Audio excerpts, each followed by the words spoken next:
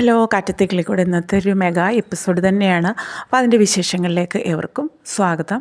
അപ്പോൾ അവിടെ വീട് പണി കുറച്ച് ഒരു ബാത്റൂമും അതുപോലെ പഴയ പൊട്ടിയ ഓടൊക്കെ മാറ്റുന്ന പണികളൊക്കെയാണ് വീട്ടിൽ നടക്കുന്നത്. കാറ്റത്തെ കിളിക്കൂട് വീട്ടിൽ അങ്ങനെ ചില സംഭവങ്ങളൊക്കെ അവിടെ മെയിൻ്റെനൻസ് ചെയ്യാനായിട്ട് ഇതുപോലെ വിളിക്കുന്നുണ്ട്. സുഭാഷ് അങ്ങനെ അവിടെ വന്ന് പണി തുടങ്ങുന്ന സമയത്താണ് ഇതുപോലെ അവിടേക്ക് എത്തുന്നത്. മറ്റേ ആ ഒരു പെങ്ങളും ചേട്ടനും കൂടെ എത്തുന്നത്. അവിടുത്തെ അച്ഛൻ്റെ വന്ന് ഭയങ്കര വിഷയം ഉണ്ടാക്കുന്ന സമയത്ത് ഇതുപോലെ അച്ഛൻ കയറി ഇടപെടുകയും അങ്ങനെ സംസാരിച്ചിട്ട് പറഞ്ഞ് അയക്കുകയൊക്കെ ചെയ്യുന്നുണ്ട്. അപ്പോൾ അവർ സുഭാഷിനെയൊക്കെ അച്ഛൻ്റെ ഇടപെടലിൽ തന്നെ അവർ പെട്ടെന്ന് ആ ഒരു എന്നീ കൊണ്ട് കേസ് കൊടുക്കുക, എന്താണെന്ന് ചെയ്തോളൂ, ഞങ്ങളിവിടെ ചെയ്യും എന്നൊക്കെയുള്ള രീതിയിൽ പറഞ്ഞു വിടുകയാണ് കേട്ടോ. അതിനുശേഷം പിന്നീട് കാണിക്കുന്നത് സുഭാഷ് ഇതുപോലെ പൈസയൊക്കെ സ്വന്തമായിട്ടാണ് ചെയ്യുന്നത്. ആ ഒരു സമയത്ത് സുധീഷ് കൊണ്ടുവന്ന് കുറച്ച് പൈസയൊക്കെ സുഭാഷിൻ്റെ കയ്യിൽ കൊടുത്തിട്ട് ഒരു 12,000 രൂപ കൊണ്ടുവന്ന് കൊടുക്കുന്നുണ്ട് പണിക്ക്. അപ്പോൾ സുഭാഷ് പറയുന്നുണ്ട്, നിൻ്റെ കയ്യിൽ ഇത്രയൊക്കെ പൈസ ഉണ്ടോ എന്നാണ് ചോദിക്കുന്നത് കേട്ടോ. അപ്പോൾ ഈ ഒരു സമയത്ത് പറയുന്നത്, അത് കയ്യിലിരിക്കട്ടെ എന്ന് പറഞ്ഞ് കൊടുക്കുകയാണ്. ഞാൻ ഇത്ര കാശ് സ്വരൂപിച്ച് വെച്ചിട്ടുണ്ടായിരുന്നു, അപ്പം ബാത്റൂമിൻ്റെ പണിക്കായിട്ടാണ്, അപ്പോൾ നിധിക്ക് വേണ്ടിയിട്ടാണെന്നല്ലോ പുതിയ ബാത്റൂം കെട്ടുന്നത്. അപ്പോൾ ഹരീഷ് പറയുന്നുണ്ട്, ഇനി മറ്റാരെങ്കിലും കാണിക്കാൻ വേണ്ടിയിട്ടാണോ ഇത് ചെയ്യുന്നതൊക്കെ ചോദിക്കുന്നുണ്ട്. പറയുന്നത്, ഏട്ടാ മേടിച്ചോ, പിന്നീട് ചിലപ്പോൾ കിട്ടത്തില്ല എന്നൊക്കെയുള്ള രീതിയിൽ ഹരീഷ് പറയുന്നുണ്ട് കേട്ടോ. അങ്ങനെ പൈസ സുഭാഷ് വാങ്ങിക്കുകയാണ്. പിന്നെ അതുപോലെ തന്നെ സുധീഷ് ചോദിക്കുന്നുണ്ട് സുഭാഷിൻ്റെ അടുത്ത്, ഹരീഷിൻ്റെ അടുത്ത്, പിന്നെ എനിക്കൊരു വണ്ടി വേണമെന്ന് പറയുകയാണ്. അപ്പോൾ എന്തിനാണ് അത്? നിധി ഇപ്പോൾ ബസ്സിൽ കയറി വലഞ്ഞ് ഒക്കെ പോവല്ലേ, അപ്പോൾ ഒരു വണ്ടി വാങ്ങിച്ചെടുത്ത് അവൾക്ക് പെട്ടെന്ന് പോകാമല്ലോ, അങ്ങനെ ഒരു പുതിയ വണ്ടി കിട്ടുമെന്നൊക്കെ ചോദിക്കുകയാണ്. അപ്പോൾ പറയുന്നു, ഒരു 1.5 ലക്ഷം രൂപ ആവും വണ്ടിക്കെന്നൊക്കെ പറയുന്നു. അപ്പോൾ പറയുന്നുണ്ട്, അയ്യോ അത്രയും പൈസ ഒന്നും കാണില്ല, അല്ലെങ്കിൽ ഇത്രയുടെ കുറഞ്ഞ വണ്ടി മതി, നല്ലൊരു വണ്ടി ആവണം എന്നൊക്കെ. അപ്പോൾ സുഭാഷ് പറഞ്ഞു, ഇപ്പോൾ അതിൻ്റെ ആവശ്യമുണ്ടോ, നിൻ്റെ കയ്യിൽ അതിനുള്ള പൈസയൊന്നും ഉണ്ടാവില്ലല്ലോ, അപ്പോൾ കടം വാങ്ങി ഇതൊന്നും കൂട്ടണ്ട എന്നൊക്കെ പറയാം. നല്ല ഞാൻ ഇത്തിരി പൈസ സ്വരൂപിച്ച് വെച്ചിട്ടുണ്ട്, അവൾക്ക് ഒരു വണ്ടി വാങ്ങിച്ചു കൊടുക്കണം, നല്ലൊരു വണ്ടി വരുവാണെങ്കിൽ പറയുന്നൊക്കെ ഹരീഷിൻ്റെ അടുത്ത് പറയുന്നു. ഹരീഷ് നോക്കാമെന്ന് പറയുന്നുണ്ട്. അതിനുശേഷമാണെങ്കിൽ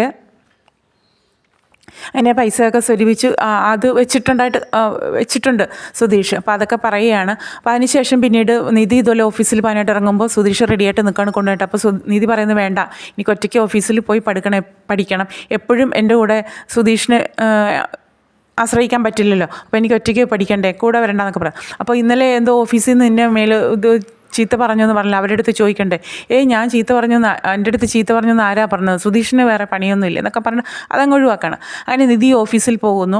അങ്ങനെ ജോലിയൊക്കെ കറക്റ്റായിട്ട് നടക്കുന്നുണ്ട്. അപ്പോൾ അവിടെ 2 മാനേജർമാർ ഓഫീസിൽ കാണിക്കുന്നുണ്ടായിരുന്നല്ലോ. അപ്പോൾ അതിലൊരു പ്രവീൺ എന്ന് പറയുന്ന ആളും മറ്റൊരാൾ കൂടിയുണ്ട്. അയാൾ ഇത്തിരി റഫായിട്ട് പെരുമാറുന്ന കൂട്ടത്തിലാണ്.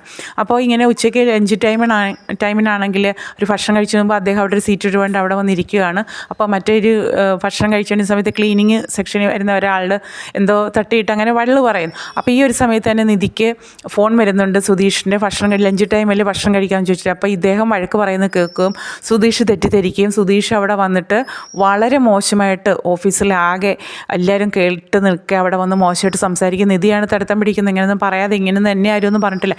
ഇതൊന്നും കേൾക്കാതെ സുധീഷ് വലിയ ആളാവാൻ വേണ്ടി നിധിയുടെ മുമ്പിൽ നിധിയെ കെയർടേക്കറാണെന്ന് കാണിക്കാൻ വേണ്ടി അവിടെ ഒരുപാട് ഷോയൊക്കെ കാണിച്ചിട്ട് ഒരുപാട് പ്രവീണിൻ്റെ അടുത്തും അവിടെയൊക്കെ സംസാരിക്കുകയാണ് കേട്ടോ. അത് നിധിക്ക് ഒട്ടും ഇഷ്ടപ്പെടുന്നില്ല.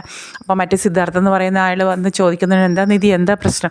സാർ, ഒരു തെറ്റിദ്ധാരണയുടെ പുറത്ത് നടന്നതാണ്, ഒന്നും ഉണ്ടായിട്ടില്ല, എന്നെ എന്തോ വള്ളു പറഞ്ഞിട്ട് ഇവിടെ വന്ന് സംസാരിച്ചതിന് ക്ഷമിക്കണം എന്നൊക്കെ പറയുകയാണ്. ഇതെന്താ നിധി, സ്കൂളാണോ? എന്നെ പിച്ചി മാന്തി എന്നൊക്കെ പറഞ്ഞിട്ട് ഫോൺ ചെയ്ത് വീട്ടിൽ നിന്ന് ആൾ വന്നിട്ട് പ്രശ്നം ഉണ്ടാക്കിയത് ആരാന്ന് ചോദിക്കുമ്പോൾ എൻ്റെ കസിനാണെന്നാണ് പറയുന്നത്. അങ്ങനെ നിധിക്ക് ആകെ നാണക്കേടായി. തിരിച്ച് വീട്ടിൽ വരുമ്പോൾ സുധീഷ് വലിയ ഗമയിൽ വലിയ ഷോ ആയിട്ട് എൻ്റെ പെർഫോമൻസ് എങ്ങനെയുണ്ടെന്നുള്ള രീതിയിലാണ് ചോദിക്കുന്നത്. അപ്പോൾ നിധിക്ക് ഇങ്ങനെ ദേഷ്യം സഹിക്കുകയും അന്ന് വരാൻ ഇത്രയും ലേറ്റാവുകയും ചെയ്തു. അപ്പോൾ നിധി പെട്ടെന്ന് പൊട്ടിത്തെറിക്കുകയാണ്. അവിടെ വന്ന് കാണിച്ചതിനെ കുറിച്ചിട്ട് വളരെ മോശമായി പോകുന്നുണ്ട്. അപ്പോൾ സുഭാഷും നികേഷും ഒക്കെ ഉണ്ട്. നികേഷും എന്താ ഏട്ടത്തിൽ നിന്ന് കാര്യം ചോദിക്കുകയാണ്. അപ്പോൾ സുഭാഷിൻ്റെ അടുത്ത് കാര്യങ്ങളൊക്കെ വിശദീകരിക്കുന്നുണ്ട്, അവിടെ നടന്ന സംഭവങ്ങളെല്ലാം വിശദീകരിക്കുകയാണ്. അപ്പോൾ സുഭാഷ്, നിനക്ക് ഇതിൻ്റെ വല്ല ആവശ്യം ഉണ്ടായിരുന്നു, അത് ഏട്ടാ ഇങ്ങനെ ഞാൻ കഴുതി എന്നൊക്കെ പറഞ്ഞിട്ട് സുഭാഷ് വളരെ പറയും സുധീഷിനെ, നിൻ്റെ എടുത്തിയാട്ടം ഒത്തിരി കുറയ്ക്കണം. അപ്പോൾ ഇത് കേട്ടിട്ടാണ് ഹരീഷ് അങ്ങോട്ടേക്ക് വരുന്നത്.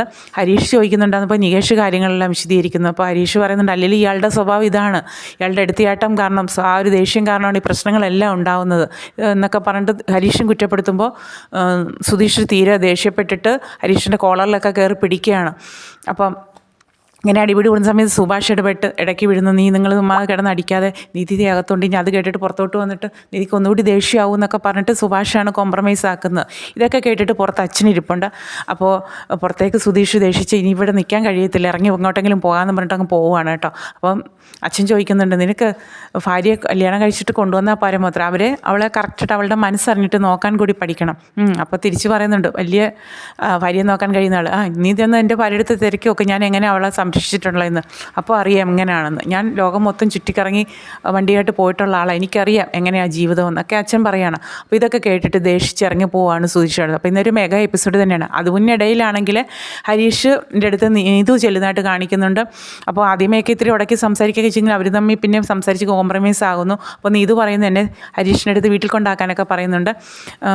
ആദ്യമേ ഒന്ന് ഹരീഷ് സമ്മതം മൂളുന്നെങ്കിൽ പിന്നെ നീതുവിൻ്റെ നിർബന്ധത്തിന് വഴങ്ങി നീതുവിനെ വീട്ടിൽ കൊണ്ടാക്കുന്നു. പോകുന്ന വഴിക്കാണെങ്കിൽ നീതു ഹരീഷിനെ ഇങ്ങനെ അടക്കം പിടിച്ചിട്ടൊക്കെ ഇരിക്കുന്നുണ്ട്. കൈ എടുത്ത് മാറ്റാനൊക്കെ പറയുന്ന സമയത്ത് ആര് കണ്ടാലും എനിക്കൊരു പ്രശ്നമില്ല, അല്ലെങ്കിൽ തന്നെ നീ എൻ്റെ സ്വന്തം വാങ്ങാനുള്ളതെന്നൊക്കെ പറഞ്ഞിട്ട് ചില ആ ഒരു രംഗങ്ങളൊക്കെ കൂടി ഇതിനിടയിൽ കാണിക്കുന്നുണ്ട്. അപ്പോൾ അതൊക്കെയാണ് ഇന്നത്തെ ഒരു മെഗാ എപ്പിസോഡാണ് അതിൽ കാണിക്കുന്നത്. ഇത്രയൊക്കെ കാര്യങ്ങളൊക്കെയാണ്. അപ്പോൾ ഇതുപോലെയുള്ള പുത്തൻ വിശേഷങ്ങൾക്കായിട്ട് ചാനലൊന്ന് സബ്സ്ക്രൈബ് ചെയ്യുക. ഒന്നുകൂടി പറയാൻ, ഒരു കുഞ്ഞു ചാനലാണ്, പുതിയ ചാനലാണ്. അപ്പോൾ നിങ്ങളുടെയൊക്കെ സപ്പോർട്ട് ആവശ്യമാണ്. ഉറപ്പായിട്ടും ഒന്ന് സബ്സ്ക്രൈബ് ചെയ്ത് സപ്പോർട്ട് ചെയ്യുക. അതുപോലെ തന്നെ ഒന്ന് ലൈക്ക് ചെയ്യുക. നിങ്ങളുടെ സപ്പോർട്ട് ഉറപ്പായിട്ടും ഉണ്ടാകണം. Okay, thanks for watching.